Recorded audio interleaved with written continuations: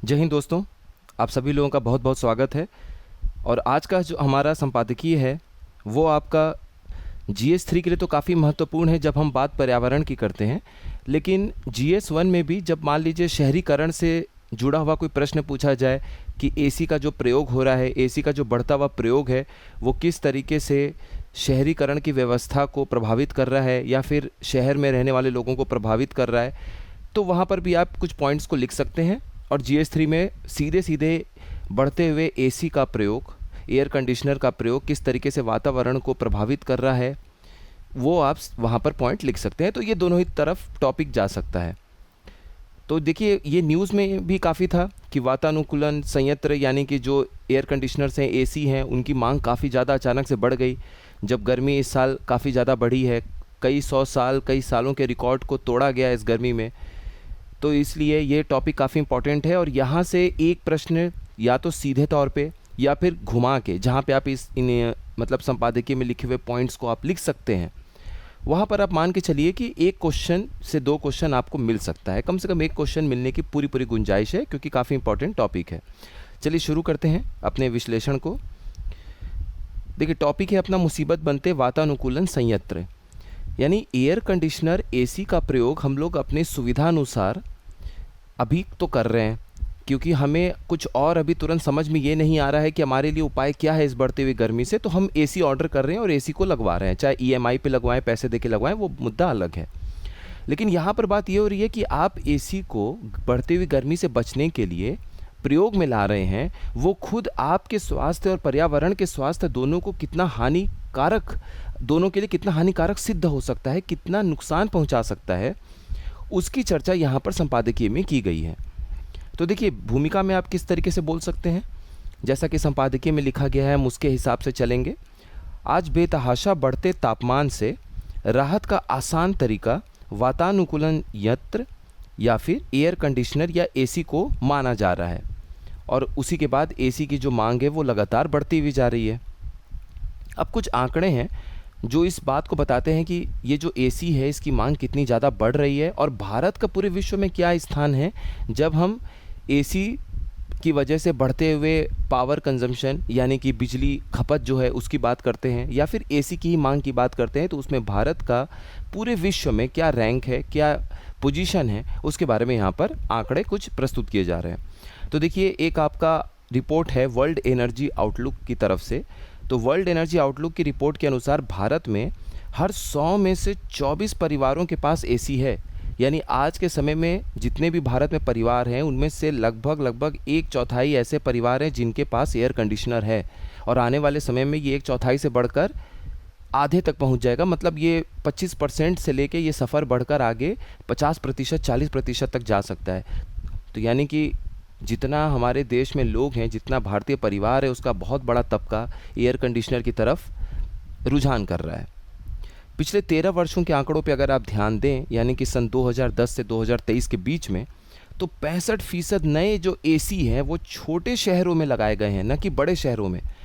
तो गौर करने वाली बात यह है कि ये जो ग्लोबल वार्मिंग की वजह से, जलवायु परिवर्तन, क्लाइमेट चेंज की वजह से बढ़ता हुआ तापमान है, उसकी आंच सिर्फ बड़े शहरों तक ही नहीं रह गई है, उसका प्रभाव छोटे शहरों में भी देखने को मिल रहा है। और पिछले 13 वर्षों में ये छोटे शहर ज़्यादा प्रभावित हुए हैं गर्मी से। जो आप देख सकते हैं कि नए जो एसी की मांग है उसमें 2/3 हिस्सा, 65%, ये छोटे शहरों के परिवारों ने इसकी मांग की है एसी की। 2045 से 50 तक, यानी आने वाले जो 25-30 साल हैं, जब हम उनकी बात करते हैं तो उसमें भारत एसी उपयोग में चीन से भी आगे निकल जाएगा। देखिए, वो आंकड़े किसी भी क्षेत्र के जहां पर आप भारत और चाइना के बीच में एक तुलना दे सकते हैं, उन आंकड़ों को आप ज़रूर याद रखा करिए। दो आंकड़े हमेशा याद रखिए।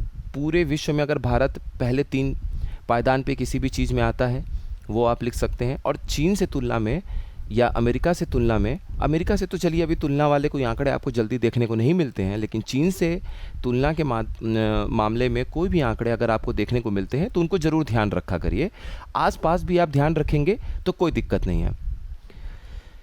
चौथा आंकड़ा देखिए, भारत में 2050 तक एयर कंडीशनरों को चलाने के लिए आवश्यक बिजली की मांग में 9 गुना वृद्धि देखने को मिलेगी। और यह आज पूरे अफ्रीका में कुल बिजली खपत से भी अधिक होगी। तो इतना ज़्यादा बिजली का मांग 2050 तक होने वाला है। अब सवाल यहाँ पर ये उठता है कि एसी जो है वो मानव स्वास्थ्य के लिए हानिकारक कैसे है, क्योंकि हम तो गर्मी से बचने के लिए, थोड़ा स्वस्थ रहने के लिए हम एसी का उपयोग कर रहे हैं। और यहाँ पर बात ये हो रही है कि आप एसी का उपयोग कर रहे हैं तो आपके स्वास्थ्य के लिए कितना ज़्यादा हानिकारक है। तो अगर यहाँ से इस तरह से सवाल पूछा जाएगा, मान लीजिए यही सवाल उठ के आपके पास आता है, तो इसमें इतने पॉइंट हैं कि अब आपको इधर उधर देखने की ज़रूरत नहीं पड़ेगी। तो आज अस्पतालों, बहुमंजिला जो इमारतें हैं, बड़ी बड़ी बिल्डिंग्स हैं और बड़े जो व्यावसायिक परिसर हैं, जो बड़े बड़े आपको कॉमर्शियल कैंपस देखने को मिलते हैं या मॉल आपको देखने को मिलता है, वहाँ पर केंद्रीकृत एसी देखने को मिलता है, सेंट्रलाइज्ड एसी देखने को मिलता है, जो पर्यावरण और मानव स्वास्थ्य दोनों को ही बहुत नुकसान पहुंचा रहे हैं। कैसे, ये भूमिका आपने बांध दिया। पहला पॉइंट देखिए, एसी के सबसे प्रचलित दुष्प्रभावों में से एक है सूखी आंखें होना। तो जिसको हम ड्राई आइज कहते हैं, अंदर का जो मॉइस्चर है, नमी है, वो सूख जाता है, आंखें सूखी पड़ने लगती हैं। ये आजकल नई समस्या है। जो ये नई समस्या उत्पन्न हो रही है उसके पीछे लगातार एसी में समय व्यतीत करना है। तो सूखी आंखों से हम क्या समझते हैं, इसका कारण क्या है? एसी कमरे में नमी, एसी क्या करता है कमरे में कि नमी के स्तर को काफ़ी कम कर देता है। अब इससे क्या होता है, इससे हमारी आंखों में जो नमी होती है वो अधिक तेज़ी से वाष्पित हो जाती है, वेपोराइज हो जाती है, जिससे सूखापन, खुजली और असुविधा होने लग जाती है। तो ये एक बहुत बड़ी समस्या है जिससे हम जूझ रहे हैं। दूसरी समस्या की तरफ अगर आप रुख करें तो ठंडा तापमान हमारी चयापचय यानी कि जो हमारी मेटाबॉलिज्म है उसकी दर को कम कर देता है और हमारी जो प्राकृतिक प्रक्रियाएं हैं, जो भी हमारे शरीर में नेचुरल मैकेनिज़्म चल रहा है, खाना पचने से लेके उसके एब्जॉर्प्शन से लेके, मतलब उसके खून में जाने से लेके कोशिकाएं जो उसको अवशोषित करती हैं, वो सब कुछ जो प्रक्रिया है वो धीमा हो जाता है। धीमा होने की वजह से क्या होगा कि अभी मान लीजिए आप खाना भोजन ग्रहण कर रहे हैं, 6 या 8 घंटे के बाद आपको दोबारा भोजन करने की ज़रूरत पड़ जाती है। वो कहीं आपको 10-12 घंटा देखने को मिल जाएगा। उसके पहले अगर आप खाएंगे तो असहज महसूस कर सकते हैं, या फिर आपका वो जो खाया हुआ भोजन है एक तय सीमा, अगर आप समय सीमा पे खाते हैं तो वो शायद आपके शरीर को उस तरीके से प्रभाव ना दे पाए, अच्छे तरीके से एनर्जी ना दे पाए, जैसा कि हमेशा होता आता है। तीसरा जो सबसे अधिक समस्या है वो ये है कि ठंडी और शुष्क हवा, जो ड्राई एयर हो जाता है, क्योंकि नमी तो कमरे से निकल चुका है या मॉल से निकल चुका है या जहाँ भी एसी लगा हुआ है वहाँ से नमी को बाहर कर दिया गया है। तो जो शुष्क हवा है, ठंडी और शुष्क हवा के लंबे समय तक संपर्क में रहने से जो साइनस होता है अपने नाक के और सर के बीच में, उस साइनस में आपको जमाव हो सकता है। आप सर्दी में भी महसूस करते हैं कि आपका नाक ऊपर साइनस बिल्कुल जकड़ा हुआ होता है, तो श्वास लेने में आपको बहुत तकलीफ़ होती है, मुंह से ही श्वास लेते हैं, खाने पीने में भी आपको समझ में नहीं आता है, बहुत तकलीफ़ होता है, बोलने में आपको दिक्कत होती है। तो यही साइनस में आपको जमाव हो सकता है और माइग्रेन की भी समस्या बढ़ सकती है। तो वैसे लोग जो पहले से थोड़ा सा रोगी हैं, साइनस की उनको समस्या जल्दी हो जाती है, या फिर मान लीजिए जो माइग्रेन की जिनको प्रॉब्लम है, उनकी समस्या में ये और इजाफा कर देगा अगर वो ज़्यादा समय तक एसी में अपना समय व्यतीत करते हैं। और जो स्वस्थ लोग हैं उनको तुरंत नहीं इसका नुकसान देखने को मिलेगा, माइग्रेन की समस्या या साइनस में जमाव देखने को मिलेगा, बल्कि काफ़ी लंबे समय तक, जैसे मान लीजिए 8 साल, 10 साल, 12 साल, 13 साल, 15 साल, एक ठीक ठाक समय अगर आप एसी में ज़रूरत से ज़्यादा समय व्यतीत करते हैं तो ये समस्याएँ आपको लंबे अंतराल के बाद देखने को मिलेगी। हालाँकि जो पहले से ग्रसित हैं उनको तुरंत ये समस्या, उनकी समस्या में इजाफा होते हुए नज़र आएगा। चौथा पॉइंट देखिए, एसी से निकलने वाली ठंडी हवा विभिन्न श्वसन संबंधी जो श्वास से रिलेटेड आपकी जो समस्याएं हैं उसको पैदा कर सकती हैं, जैसे जकड़न, गला सूखना, खांसी, और ख़ासकर ये जो अस्थमा या किसी भी प्रकार के एलर्जी वाले व्यक्ति हैं, बहुत सारे लोग ऐसे होते हैं इसमें आपका पैदा होने से ही जेनेटिकली जो होता है वो भी आपको असर करता है। तो यहाँ पर क्या होता है कि कई लोग पैदाइशी इस तरीके से होते हैं, उनके जीन में ऐसी समस्या होती है कि वो एलर्जी के प्रति ज़्यादा समस्या उनको पैदा होने लगती है। जैसे कई लोग होते हैं जिनको धूल वगैरह थोड़ा सा भी अगर मिलता है तो वो लगातार छींक की समस्या से जूझने लगते हैं, कुछ लोग लगातार खांसने लगते हैं। ये आपका जेनेटिकली होता है, जीन से भी होता है, मतलब माँ बाप के साइड से भी ये समस्या जन्म से आपको देखने को मिलता है। तो अगर इस तरीके के लोग हैं तो उनको तो ये समस्या और बढ़ जाएगा। अब पांचवा देखिए, वातानुकूलन प्रणाली में जो धूल है, डस्ट है, पॉलन ग्रेन जो आपके फूल पौधे छोड़ते हैं बढ़ने के लिए, और जो मोल्ड है, मोल्ड एक प्रकार का जो फंगस है, कवक होता है, इस तरीके के जो आपके कण हैं छोटे छोटे, या जो इस तरीके के जीव जंतु हैं, वो इस तरह के एलर्जी के लिए प्रजनन स्थल उनका हो सकता है जहाँ पर आप एसी का उपयोग कर रहे हैं। छठा, वातानुकूलन प्रणाली संभावित रूप से संक्रामक लोगों के प्रसार में योगदान दे सकती है। तो देखिए अभी कोरोना में क्या हुआ था। कोरोना में, कोविड महामारी में एसी में रहने वाले लोगों पर कोविड विषाणु यानी कि वायरस का संक्रमण तेज़ी से हुआ था। वो और तेज़ी से फैलते हैं, चाहे वो आपके जीवाणु हो, बैक्टीरिया हो, चाहे आपके वायरस हो, विषाणु हो, ये और ज़्यादा तेज़ी से उस तरह के माहौल में फैलते हैं। तभी देखिए कॉरपोरेट में जो लोग जॉब कर रहे थे, मॉल में जो लोग थे, या कहीं पे भी ऑफिस में थे, कोई एक भी अगर कोरोना से पीड़ित हो रहा था तो बहुत तेज़ी से उस जगह के बाकी लोग भी पीड़ित हो जा रहे थे। आगे एक सातवां और क्या समस्या आपको देखने को मिलेगा, एसी में बैठने से शारीरिक तापमान जो है वो कृत्रिम तरीके से ज़्यादा कम हो जाता है। देखिए बाहर के मौसम में जो तापमान में बढ़ोतरी होती है या घटाव होता है वो प्राकृतिक तौर पे होता है। तो हमारा शरीर इतने सालों से हमसे भी पहले जो हमारे पूर्वज थे, तो वो शरीर प्राकृतिक तौर पे अपने आप को ढाल लेता है। लेकिन हम जो एसी का उपयोग करके तापमान में गिरावट ला रहे हैं, ये कृत्रिम तरीका है।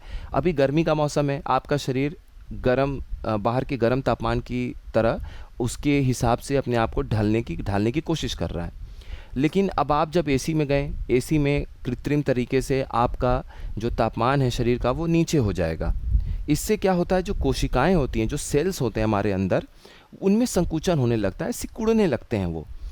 अब इससे क्या होता है, इसी के साथ साथ और भी जो अंग हैं उनमें फिर रक्त का जो संचार है वो बेहतर तरीके से नहीं हो पाता है। और अगर रक्त का संचार बेहतर तरीके से हमारे अंगों से नहीं होगा तो हम अस्वस्थ महसूस करेंगे। देखिए अगर आपके मस्तिष्क में भी रक्त का संचार अच्छे तरीके से ना हो तो आपको बेहोशी, आपको चक्कर आना, चिड़चिड़ापन आना, मस्तिष्क ठीक तरीके से काम ना करना, आपको बहुत ज़्यादा एक्टिविटी फील नहीं होगी, आप बहुत ज़्यादा निष्प्रभावी फील करेंगे। इस तरह की समस्या आपको देखने को मिलेगी, चुस्त दुरुस्त नहीं लगेंगे। इसीलिए योगा वगैरह कहा जाता है कि अगर जितना ज़्यादा सर को नीचे करके आप एक्सरसाइज करते हैं तो आपका रक्त प्रभाव बेहतर होता है आपके सर में, मस्तिष्क में, तो उससे ब्रेन एक्टिव होता है, आप चुस्त दुरुस्त फील करेंगे, पढ़ने जाएंगे तो मन लगेगा, क्योंकि सारा चीज़ तो आपके मस्तिष्क ब्रेन से ही कंट्रोल होता है। और आठवीं जो समस्या है वो ये है कि एसी का तापमान बहुत कम होने पर मस्तिष्क की कोशिकाएं भी संकुचित होती हैं, जिससे मस्तिष्क की क्षमता और क्रियाशीलता दोनों प्रभावित होती है, जैसा कि हमने ऊपर बात किया। देखिए बहुत ज़्यादा पॉइंट नहीं लिखना है, तो ये 7 पॉइंट तक ही आपके काम हो गया था। लेकिन जब आपको एक पॉइंट और बढ़ाना है तो जो ये 7वां पॉइंट है इसमें आपने कोशिकाओं की बात कर ली, और जो 8वां पॉइंट आपने अपने से जोड़ लिया उसमें आप मस्तिष्क की कोशिकाओं की बात कर लीजिए। एक पॉइंट एक्स्ट्रा बढ़ गया, हालांकि मतलब तो वही है। अब आगे एक और सवाल, वातानुकूलन यंत्र या एसी के अतिशय इस्तेमाल से पर्यावरण को बड़े खतरे का अंदेशा कैसे है। अब ये मानव स्वास्थ्य के ऊपर कैसे एसी हानिकारक है, उसके हानिकारक प्रभाव क्या है, ये हमने बात कर लिया। अब हमें यहाँ पर बात करने की ज़रूरत ये है कि एसी का पर्यावरण पे क्या दुष्प्रभाव पड़ रहा है। अब हमें इस पर चर्चा करनी है। तो देखिए हम हर बार की तरह इसमें भी कुछ आंकड़ों से बात कर लेते हैं। रेफ्रिजरेंट वो केमिकल, वो गैस जो आपके एसी, फ्रिज इसमें प्रयोग होते हैं, जैसे कि हाइड्रोफ्लोरोकार्बन HFC-22, हाइड्रोफ्लोरोकार्बन HFC-23, जो आपको ठंडा रखते हैं, चाहे एसी की बात हो चाहे आपके फ्रिज की बात हो, तो उसका हमने नाम रख दिया रेफ्रिजरेंट। इसलिए देखिए फ्रिज को हम क्या कहते हैं, रेफ्रिजरेटर।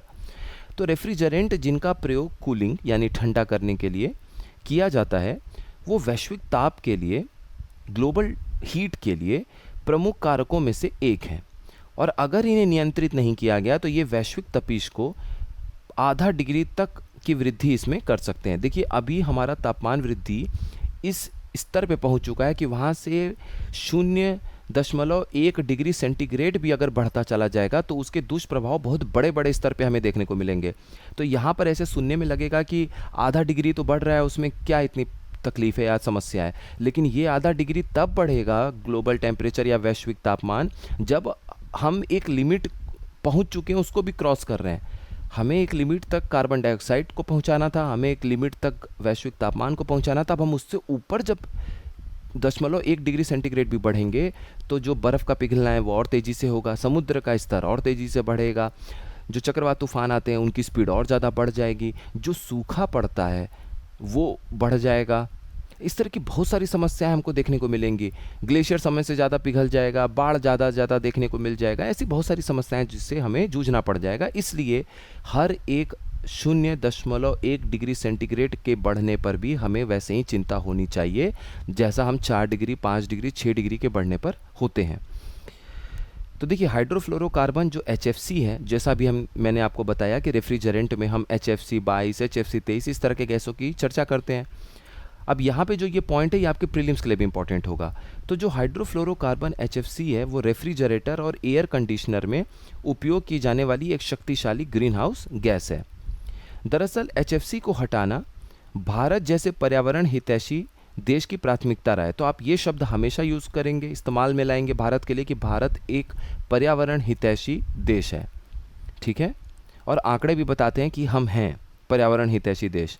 तो यहाँ पर आपको लिखना है कि भारत उन 107 देशों में से एक है जिन्होंने वर्ष 2016 में मॉन्ट्रियल प्रोटोकॉल आप लोगों को याद होगा, ओजोन की परत जब हटने लग गई थी तो उसकी परत को जो तेज़ी से हट रहा था उसको हमें ख़त्म करना था, उल्टा करना था कि उसकी परत फिर से वापस आ जाए। ओजोन की परत के लिए हमने एक कन्वेंशन बुलाया था, एक मीटिंग बुलाई थी। उसमें कुछ हमने सहमति हुई थी हमारे बीच में कि किस तरीके से ओजोन को ख़त्म करने वाले सामानों को हमें समय के साथ साथ कम कर देना है, जो हम एसी और फ्रिज में प्रयोग करते हैं। तो उस प्रोटोकॉल को, जो उस नियम को हमने साइन किया था, उसको हम 1987 में जो हमने साइन किया था उसे हम कहते हैं मॉन्ट्रियल प्रोटोकॉल। तो मॉन्ट्रियल प्रोटोकॉल 2016 में मॉन्ट्रियल प्रोटोकॉल के ही तहत एक किगाली समिट हुआ था, किगाली एक सम्मेलन हुआ था और उसमें जो हस्ताक्षर किए गए थे नियम, उसे हम किगाली संशोधन कहते हैं। संशोधन इसलिए कहते हैं क्योंकि अभी तक हम सिर्फ उन गैसों पर चर्चा कर रहे थे जो कहीं ना कहीं ओजोन को ख़त्म कर रहे थे, लेकिन जब हम बात ये किए कि ओजोन को ख़त्म करने वाले क्लोरोफ्लोरोकार्बन CFC गैस को जब हमने हटाकर HFC हाइड्रोफ्लोरोकार्बन को उसकी जगह प्रयुक्त किया HFC-22 को, तो हमने देखा कि ओजोन तो नहीं ख़त्म हो रहा है लेकिन वैश्विक तापमान में बहुत तेज़ी से वृद्धि हो रही है। ऐसा क्यों? ऐसा इसलिए कि कार्बन डाइऑक्साइड जितना वैश्विक तापमान की वृद्धि में अपना योगदान देता है उससे कई हज़ार गुना ज़्यादा, जिससे हम ग्लोबल वार्मिंग पोटेंशियल GWP भी बोलते हैं, वो HFC गैस रखा हुआ है। तो हाइड्रोफ्लोरोकार्बन गैस हमें दिख रहा है कि अरे ये तो 1000 गुना ज़्यादा कार्बन डाइऑक्साइड की तुलना में गर्म कर रहा है वैश्विक तापमान को, तो हम तो ऐसे अपना नुकसान कर रहे हैं। ओजोन की परत को तो बचा रहे हैं ताकि अल्ट्रावायलेट रेज अपने शरीर तक ना पहुँचे, धरती तक ना पहुँचे, लेकिन यहाँ तो हम HFC को जब रिलीज़ कर रहे हैं, जब आपके रेफ्रिजरेटर और AC से उसको प्रयोग में ला के उसको छोड़ रहे हैं आसमान में, तब तो हमें देखने को मिल रहा है कि 1000 गुना ज़्यादा कार्बन डाइऑक्साइड की तुलना में गर्म कर रहा है। तो फिर हमने मॉन्ट्रियल प्रोटोकॉल के तहत फिर से मीटिंग बुलाई 2016 में किगाली में, जिसका नाम हुआ था किगाली सहमति, और वहाँ पे एक संशोधन करके बोला कि हम इस गैस को भी ख़त्म करेंगे जिसको हमने क्लोरोफ्लोरोकार्बन को ख़त्म करने के लिए प्रयोग में लाया था, और उसका नाम क्या है? HFC-22 यानी हाइड्रोफ्लोरोकार्बन 22। तो इसीलिए किगाली संशोधन उसे बोला जाता है। अब इस किगाली संशोधन पर भारत ने भी हस्ताक्षर किया क्योंकि भारत पर्यावरण हितैषी देश है, ये आपको याद रखना है। तो इसके तहत भारत ने बोला कि हम 2032 से 2047 के बीच में कुल 4 चरणों में हम अपने HFC के प्रयोग को कम करेंगे। इस भारत ने बोला कि देखिए, एक बार में कोई चीज़ नहीं हो पाता है कम, हमारे इंडस्ट्री में काम कर रहे लोगों पे असर पड़ेगा, धीरे धीरे हम इस चीज़ को कम करेंगे। तो भारत ने बोला कि 2032 या 2030 तक हम 10% तक कम कर देंगे HFC के प्रयोग को AC और रेफ्रिजरेटर में। 2037 अगले 5 साल में हम 10% और कम कर देंगे, अगले 5 साल में 10% और कम कर देंगे, और अगले 5 साल में हम सीधे 55% और कम कर देंगे। तो यानी आपको टारगेट क्या याद रखना है कि भारत 2047 तक, भारत है, चीन है, इन देशों ने कहा कि किगाली संशोधन के अंतर्गत हम प्रण लेते हैं कि 2047 तक HFC जो गैस है HFC-22, वो हम 2047 तक 85% तक अपने प्रयोग में नहीं लाएंगे, उसे कम कर देंगे। ये बहुत बड़ा प्रण है। अगर भारत चाइना इसे लागू कर देता है तो ये सच में आने वाले समय में हमारी जो ग्रीन हाउस गैसों के उत्पादन के प्रति जो लड़ाई है वो कहीं ना कहीं हम उसमें सफल होते हुए नज़र आएंगे। तो भारत 2032 से 4 चरणों में नियंत्रित उपयोग के लिए एचएफसी के उत्पादन और एचएफसी के खपत में कमी लाएगा, जो कि 2047 तक कितना कमी कर देगा, 85% तक कम कर देगा। देखिए ये लाइन काफ़ी इंपॉर्टेंट है कि किगाली संशोधन के सफल कार्यान्वयन में अगर हम इसको सक्सेसफुली इम्प्लीमेंट कर देते हैं तो सन 2021 में जो हमारी पीढ़ियाँ होंगी, हम सभी के हमारी धरती पे जो एक नए चेहरे होंगे, उनके लिए संभावित रूप से हम आधा डिग्री सेंटीग्रेड के आसपास तक वैश्विक तापमान को कम कर देंगे। 0.4 डिग्री सेंटीग्रेड से अधिक ग्लोबल वार्मिंग को हम रोक सकते हैं। तो निष्कर्ष पे हम आते हैं।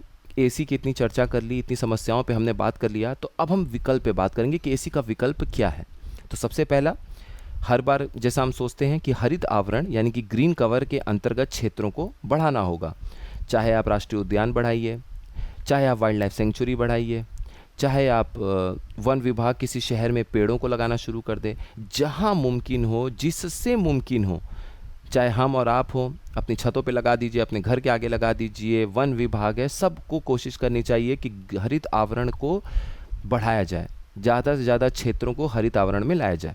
दूसरा, जो वृक्षारोपण कार्यक्रम है, सरकार के द्वारा जो वृक्षारोपण कार्यक्रम किए जाते हैं, बीच बीच में कार्यक्रम के तहत जो 10,000, 1 लाख, 1 करोड़ इस तरह के जो टारगेट रखे जाते हैं, वो सफलतापूर्वक टारगेट पूरा हो। ज़्यादा से ज़्यादा सरकार को भी वृक्षारोपण कार्यक्रम पर विशेष ध्यान देकर एसी पर निर्भरता कम की जा सकती है, क्योंकि वृक्ष जो है वो प्राकृतिक रूप से तापमान में गिरावट लाते हैं। आप कहीं भी चाहिए, जैसे आपको एक एग्जांपल देते हैं, आप कैंटोनमेंट एरिया देखिए, चाहे वाराणसी का बीएचयू एरिया हो या फिर कोई बड़ी यूनिवर्सिटी हो, या फिर आप कहीं भी जाइए, लखनऊ हो, कहीं भी हो, कानपुर हो, आप वहाँ के कैंटोनमेंट एरिया में जाइए। शहर से जैसे ही आप कैंटोनमेंट एरिया में पेड़ पौधे वाले भरे हुए एरिया में जाते हैं, तुरंत 5 से 10 डिग्री 12 डिग्री तक तापमान जो है वो कम हो जाता है। तो ये क्या बता रहा है, ये हमें एग्जाम्पल दे रहा है। आप एग्जाम्पल लिख सकते हैं इस चीज़ का कि वृक्ष जो है वो बहुत अच्छे प्राकृतिक एसी हैं। जब प्रकृति ने हमें इतना अच्छा एसी दे रखा है, जो सिर्फ हमें ठंडी हवा नहीं दे रहा है बल्कि हमें ताज़ा ऑक्सीजन दे रहा है, ऑक्सीजन की मात्रा बढ़ा रहा है, आपको छाँव दे रहा है, आपको बहुत सारा चीज़ दे रहा है। अगर आप फल वाले वृक्ष लगाते हैं तो आपको फल भी मिलेगा।